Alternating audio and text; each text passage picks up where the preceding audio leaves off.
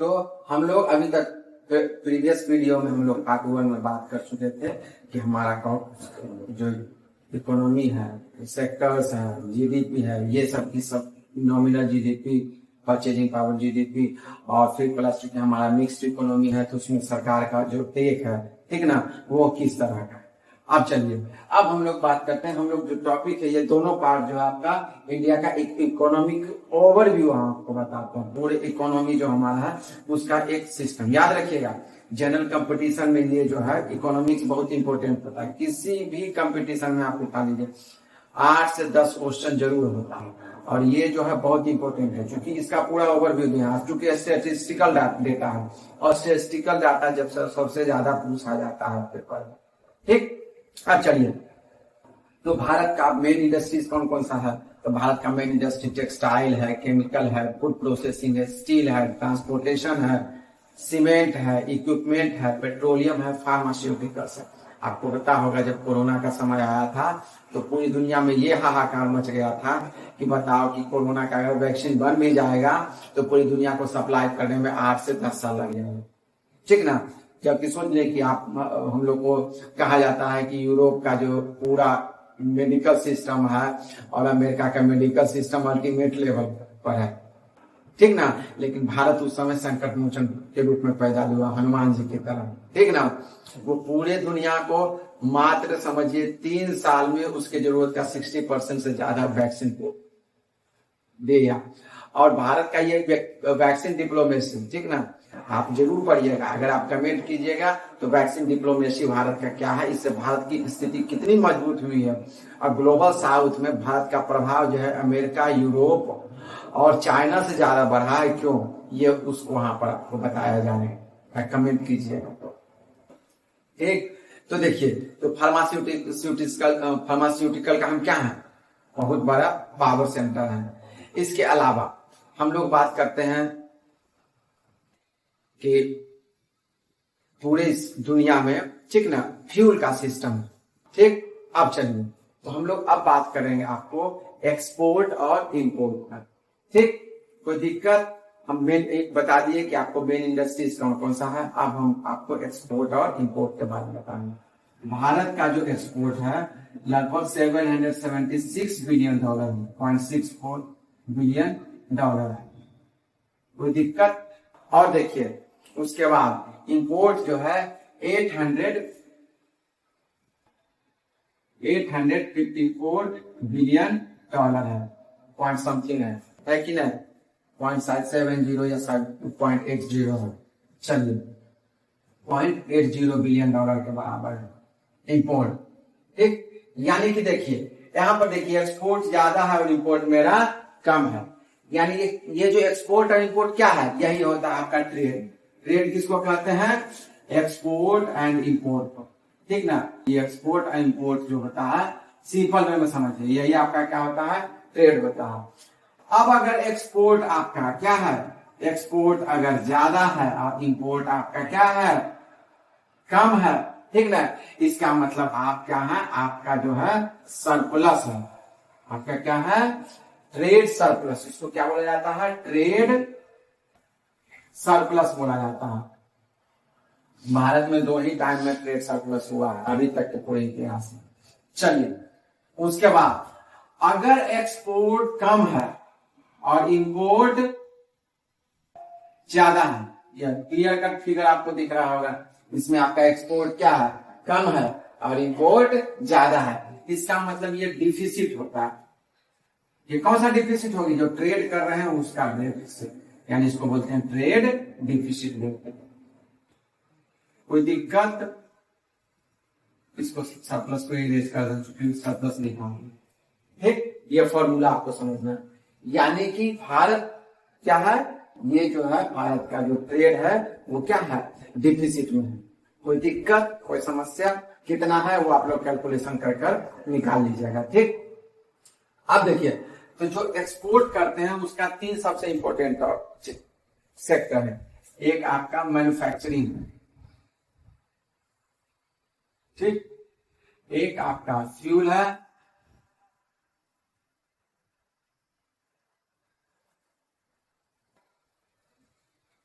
कौन कौन है एक्सपोर्ट में, मैन्युफैक्चरिंग, इसके जस्ट सामने लिखता है, ठीक।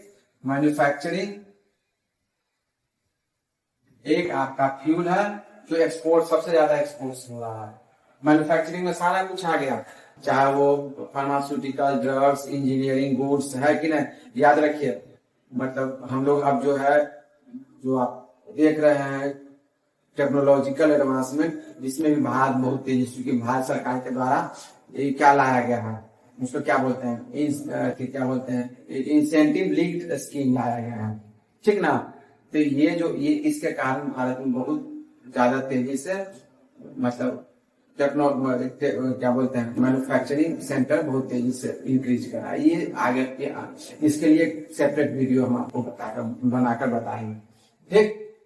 मैन्युफैक्चरिंग, फ्यूल और एग्रीकल्चर, ठीक। तो देखिए एक्सपोर्ट में जो मैन्युफैक्चरिंग है उसका जो है कितना है, 70.9%। कितना है, 70.9% मैन्युफैक्चर्ड गुड्स का एक्सपोर्ट है, ठीक। उसके बाद फ्यूल का जो एक्सपोर्ट है वो 14.7% है, और बाकी जो है एग्रीकल्चर का 14.1% है, बाकी अदर में आ जाता है, ठीक। लेकिन इंपोर्ट की अगर बात करते हैं तो उसमें मैन्युफैक्चरिंग गुड्स का 53% है, फ्यूल का हम 33% क्या करते हैं, फ्यूल को इंपोर्ट करते हैं, और जो एग्रीकल्चरल गुड्स है, ठीक ना, उसका 7% होगा, ठीक। इसमें अब देखिए, इसमें आप ये देख रहे होंगे कि फ्यूल का हम एक्सपोर्ट भी फ्यूल करते हैं और इंपोर्ट भी करते हैं। याद रखिए, मैन्युफैक्चरिंग गुड्स का हम एक्सपोर्ट कर रहे हैं, इसका मतलब है कि हमारी इकोनॉमी का मैन्युफैक्चरिंग सेक्टर बहुत तेजी से क्या हो रहा है, इंप्रूव हो रहा है, ठीक ना। सरकार का जो मेक इन इंडिया पॉलिसी, पिछले सरकारों का भी अपना योगदान रहा है, पिछले सरकारों के योगदान को भी मतलब कमतर नहीं आंका जा सकता है, ठीक है। लेकिन फिर भी 2014 के बाद जो सरकार आई उसका अलग अलग तरीके से, ठीक ना, मेक इन इंडिया का, ठीक ना, मेड बाय इंडिया का, ये सब जो अलग अलग तरह का बनाया गया, ठीक ना, और PLI इंसेंटिव स्कीम जो दिया गया, ये सबसे यहाँ पर मैन्युफैक्चरिंग सेक्टर का डेवलपमेंट में बहुत ज्यादा योगदान रहा है। खैर, आपको मैन्युफैक्चरिंग सेक्टर में ये चूंकि क्या बोलते हैं, एक्सपोर्ट भी है, इंपोर्ट भी है। इंपोर्ट इस कारण से चूंकि अभी हमारा मैन्युफैक्चरिंग, अभी मशीनरी वगैरह बहुत सारा चीजें, जैसे सेमीकंडक्टर यूनिट का सबसे बड़ा जो पावर हाउस है कौन सा, आपका ताइवान है, चाइना या तो यूनाइटेड स्टेट्स ऑफ अमेरिका, ठीक है ना। लेकिन तो वो क्या है, भारत सरकार क्या बोलते हैं, $10 बिलियन से ज्यादा जो PLI स्कीम में दी है, कितना, $10 बिलियन से ज्यादा सेमीकंडक्टर यूनिट। याद रखिए, आप ये मोबाइल जो देख रहे हैं, जिससे आप रिकॉर्ड कर रहे हैं, कोई भी चीज, कोई भी इलेक्ट्रॉनिक गैजेट्स आप यूज करते हैं, या मैकेनिकल जो भी यूनिट होता है, गाड़ी हो, मोटरसाइकिल हो, हवाई जहाज हो, सब में सेमीकंडक्टर का यूज, चिप का यूज होता है। और याद रखिए, सारा इंफॉर्मेशन स्टोर कहाँ रहता है, चिप में ही रहता है। और लेकिन हम जो है चिप में अभी पूर्ण रूप में चाइना पे डिपेंडेंट है, और किस पे है, ताइवान पे। आपको एक और इंटरेस्टिंग स्टोरी सुना, जब 5G का लॉन्चिंग हो रहा था, तो चाइना की एक कंपनी है जिसका नाम हुआवेई, ठीक है ना, वो उसका टारगेट था कि पूरे दुनिया को जब जो 5G का पूरा नेटवर्क है उसे हुआवेई दे। लेकिन समस्या क्या हो गया कि हुआवेई के बारे में ये बात फैल गई कि हुआवेई क्या करता है, चूंकि 5G रहेगा, आपके हर एक एक्टिविटी को चाइनीज गवर्नमेंट मॉनिटर करेंगे, ठीक ना। तो यूरोपियन कंट्रीज को और अमेरिकन कंट्रीज को डर लग गया, ठीक ना। लेकिन समस्या है कि इसको कितना फुलफिल कौन करेगा। तो हमारी सरकार, हम यहाँ प्राइवेट सेक्टर को बूस्ट बोली कि नहीं, आप ये काम कर सकते हैं, ठीक ना। और जियो, एयरटेल इसमें बहुत तेजी से काम है कि नहीं। और दुनिया का सबसे सस्ता 5G नेटवर्क कहाँ है, भारत में है कि नहीं। मतलब समझ लीजिए फ्री ऑफ कॉस्ट आपको मिल रहा है। यहाँ से 10 गुना ज्यादा, 10 गुना से 25 गुना ज्यादा जो कॉस्टली है वो अमेरिका यूरोपियन यूनियन के देशों में 5G, ठीक ना। तो भारत जो है, भारत में एक अलग तरह का क्वालिटी है। यहाँ के लोग जो है बहुत मेहनती होते हैं, पावरफुल होते हैं, ठीक ना। वो जो चाह लेते हैं वो कर लेते हैं। कोरोना में आप देखते होंगे वो मास्क वगैरह बनाना, वेंटिलेटर वगैरह बनाना, कितना तेजी से तुरंत हमारा देश उसके लिए एक्सपोर्टर, नेट इंपोर्टर से नेट एक्सपोर्टर बन गया, ठीक ना। ये हमारे देश के लोग जज्बाती होते हैं। कोई भी काम अगर सोच लिए कि करना है हनुमान जी की तरह, ठीक ना, तो फिर उसको कर ही दम देते हैं, ठीक। अब चलिए, तो ये एक्सपोर्ट और इंपोर्ट है, ठीक। अब नेट एक्सपोर्टिंग कंट्री कहाँ, जिसको जिसको कि हम लोग सेल करते हैं, कौन कौन है? यूनाइटेड स्टेट्स ऑफ अमेरिका, जहां सबसे ज्यादा सामान भेजते हैं। इसके अलावा यूरोपीय यूनियन में, पूरा यूरोपीय यूनियन के बारे में एक अलग टॉपिक बनाएंगे, ठीक ना। यूरोपीय यूनियन हो गया। फिर middle east country, middle east country है, ठीक ना।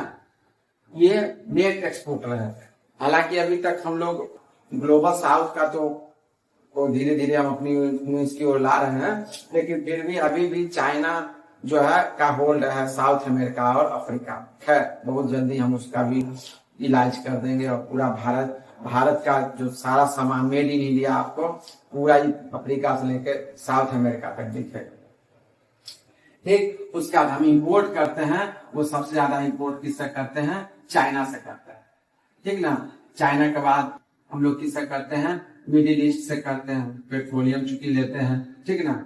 हालांकि चाइना मिडिल ईस्ट से ऊपर रसिया आ गया है, ठीक ना, चूंकि पिछले साल जब आके हम रसिया से ही पेट्रोलियम लिए थे, यही चीज है। पेट्रोलियम दबा कर लिए रसिया से, चूंकि यूक्रेन रसिया के युद्ध के कारण जो यूरोपियन यूनियन है बोला हम आपसे पेट्रोल नहीं खरीदेंगे, लेकिन उसके बिना तो उसको काम नहीं चलेगा, क्योंकि उसका ज्योग्राफिकल जो पूरा यूरोप का इस तरह का, उसके बारे में ज्योग्राफी के टॉपिक में, ठीक। तो भारत क्या की, भारत तो दिमाग लगा दिया, रसिया से ऑयल खरीदा, रसिया बोली लिया 40% डिस्काउंट कंसेशनल रेट पर लीजिए। भारत उसको दबा कर लिया। आपको पता होगा दुनिया की सबसे बड़ा रिफाइनरी है जामनगर गुजरात में, है ना। वहां पर आपका बगल में बरौनी है, हल्दिया है, मथुरा है कि नहीं। दबा कर यहाँ रिफाइनरी को ऑप्टिमम यूटिलाइज किया गया और यहाँ से फिर यूरोपियन यूनियन को वही पेट्रोल, वही डीजल, वही सब कुछ बेचा गया, ठीक ना। इसी कारण से यहाँ पर आप देखिएगा इंपोर्ट अगर है तो एक्सपोर्ट भी क्या है, भारत से फ्यूल का बहुत बड़ा है, ठीक। तो चाइना है, रसिया है, मिडिल ईस्ट है कंट्रीज है, और यूनाइटेड स्टेट ऑफ अमेरिका, ठीक ना। ये सब जो देश है जहाँ पर, याद रखिए यूरोपियन यूनियन में थोड़ा सा रिस्ट्रिक्टेड है, चूंकि उन लोग का अपना पॉलिसी अभी खत्म नहीं हुआ। फ्री ट्रेड एग्रीमेंट अगर हो जाएगा तो फिर वहां पर तेजी से बढ़ेगा, ठीक। अब चलिए, अब कुछ जो डेटा है हम डेटा देते हैं। भारत जो है दुनिया का 4th कंज्यूमर मार्केट, भारत के कौन सा है? 4th कंज्यूमर मार्केट है, ठीक ना। इंपोर्ट में 10th लार्जेस्ट इंपोर्टर है, ठीक, इंपोर्टर है, ठीक ना। और 8th लार्जेस्ट क्या है? एक्सपोर्टर है, ठीक। अब देखिए ईज ऑफ डूइंग बिजनेस में, ईज ऑफ डूइंग बिजनेस में भारत जो है कौन से रैंक पर है? 63rd रैंक पर है, ठीक ना। और ग्लोबल कॉम्पिटिटिवनेस में, ग्लोबल कॉम्पिटिटिवनेस में इसमें भारत जो है वो कौन से रैंक पर है? 40th रैंक पर है, एक। भारत का टोटल एक्सटर्नल डेट कितना है? $664 बिलियन है। ये मार्च 2024 का डेटा है, ठीक ना। Total foreign reserve, forex reserve या फॉरेक्स रिजर्व कितना है? $674 बिलियन है। चलिए डॉलर पहले ही लगाया जाता है, चलिए लगा ही देते हैं पहले ही डॉलर, ठीक। उसके बाद टोटल गवर्नमेंट डेट कितना है? टोटल गवर्नमेंट डेट लगभग $3 ट्रिलियन। कोई दिक्कत, कोई समस्या, ठीक ना। अब चलिए उसके बाद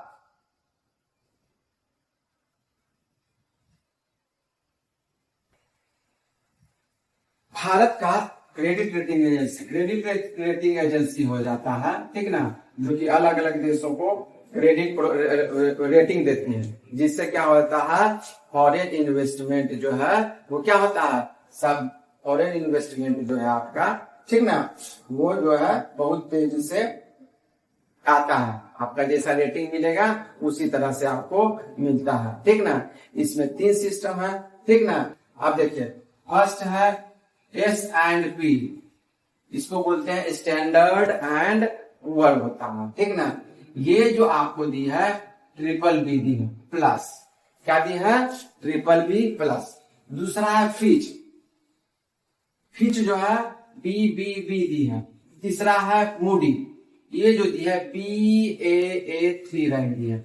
अब ये ए क्या होता है, बीबी क्या होता है, CCDD A प्लस है ना, A प्लस प्लस, ये जो कैसे क्रेडिट रेटिंग का डिटर्मिनेशन होता है, ये इकोनॉमिक्स के टॉपिक में हम आपको क्लियर करेंगे। कोई दिक्कत, कोई समस्या, ठीक ना। अब लगभग ये टॉपिक क्लियर हो गया है, ठीक ना। ये ओवरव्यू लगभग कंप्लीट हो गया है, ठीक ना। आप इसको देखिए, कमेंट कीजिए, चैनल को सब्सक्राइब कीजिए, ठीक ना। और किसी भी तरह का इकोनॉमिक्स में अगर प्रॉब्लम हो, टॉपिक्स को आप बताइए, उस टॉपिक्स पर हम वीडियो बनाएंगे। हालांकि पूरे जो भी आपका इकोनॉमिक्स है, ज्योग्राफी है, पॉलिटिकल साइंस है, हिस्ट्री, मॉडर्न हिस्ट्री, आपको सारा कुछ ये अगले 3 महीने में सारा फाउंडेशन है, ये एडवांस सिस्टम है, क्योंकि सिर्फ जो है क्या इकोनॉमिकल ओवरव्यू है, ठीक ना। लेकिन इसमें जितना भी एलिमेंट आया, जितना भी टर्म आया, जो आपको समझ में नहीं भी आ रहा होगा, वो आने वाले वीडियो में बताकर एक एक टर्म को, एक एक एलिमेंट को डिफाइन किया जाएगा। चैनल को सब्सक्राइब कीजिए। थैंक यू, धन्यवाद।